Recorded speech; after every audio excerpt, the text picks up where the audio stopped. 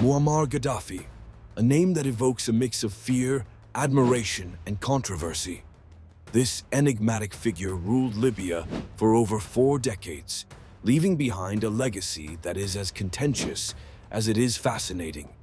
Born in 1942, Gaddafi rose from humble beginnings in the Libyan desert to become one of the most infamous leaders of the 20th century.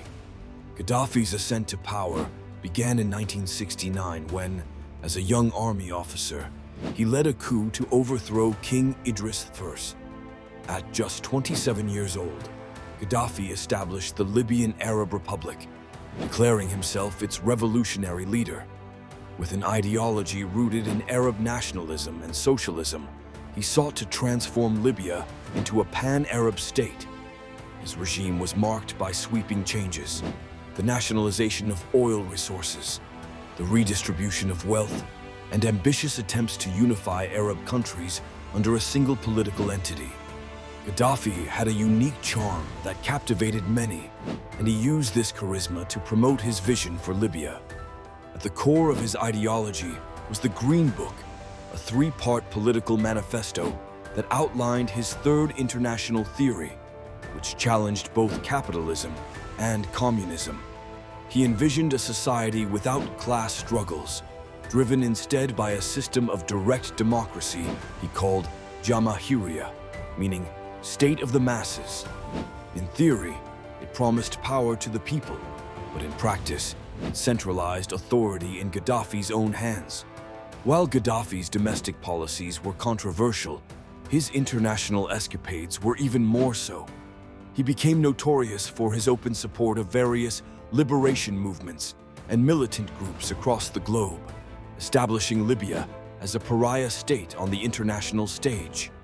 This support, combined with incidents such as the 986 Berlin discotheque bombing and the 988 downing of Pan Am Flight 103 over Lockerbie, Scotland, led to severe economic sanctions and strained relations with Western nations. The United States, in particular, saw Gaddafi as a destabilizing force in the Middle East and Africa, resulting in a tense relationship that fluctuated between confrontation and begrudging cooperation. However, by the early 2000s, Gaddafi made a surprising pivot.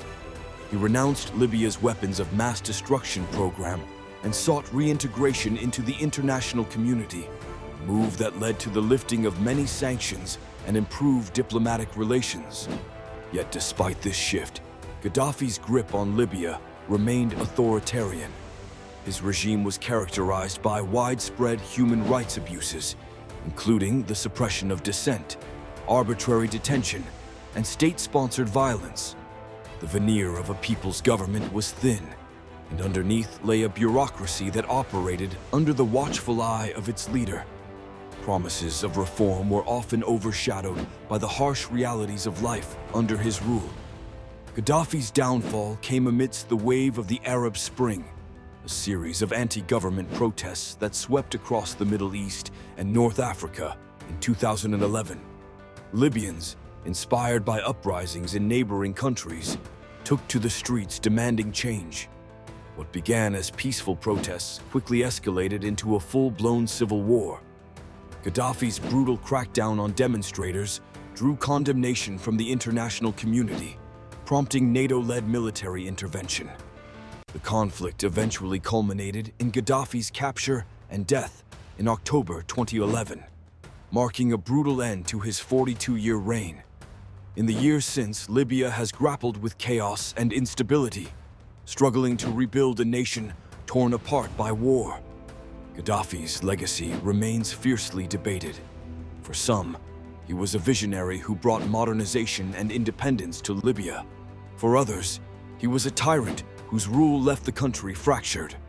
As we reflect on Muammar Gaddafi's life and legacy, we are reminded of the complexities that define historical figures.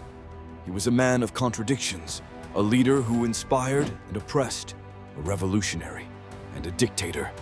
His story is a poignant reminder of the delicate balance between power and responsibility, and the profound impact one individual can have on the course of a nation's history.